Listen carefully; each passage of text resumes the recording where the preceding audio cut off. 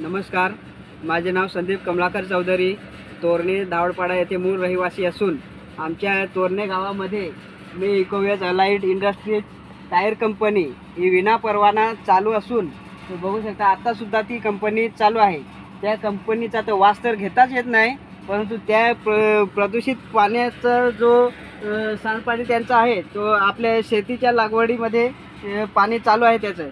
इकडे हे बघू शकता तुम्ही समोर पाणी, त्यामुळे आपले भात शेतीचे किती नुकसान होते हे समोर साहेबांनी येऊन समोर येऊन बघावे. हे बघू शकता तुम्ही किती केमिकल आहे टायरचा. हा बघू शकता तुम्ही, निघत पण नाही हाताने.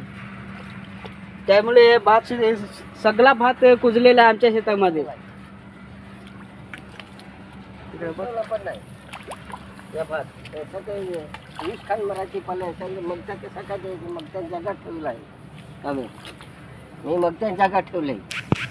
ते अख्खा भात हे जे असा झाला आहे, कुजून गेला आहे, भिजवला अख्खा. ते कसं काय जगायचं. 20 खान मराठी पाले आले मला. मग त्या द्यायच्या का मी जगायचं. कसं काय करायचं. पंचायतमध्ये जाऊन सांगितलं पण 2-3 मिटिंगला, तरी माझी दात नाही घेतली. 2-3 मिटिंगला ते सांगितलं मी. ग्रामपंचायतमध्ये सुद्धा याची दाखल केली आम्ही, तरी पण कोणी दाद घेतली नाही यावर. हे बघू शकता तुम्ही कसा भात कुजून गेलाय. काय सगळं नुकसान झालेलं आहे. आता याच्यावर आम्ही काय करायचं. याचा सरकारने निर्णय घ्यावा यावर.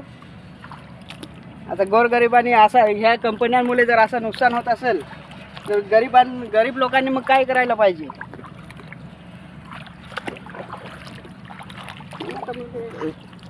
आता असं जे भात हे अख्खा गेलाय ना, ते दिसतंय ना, ते सगळा गेलाय.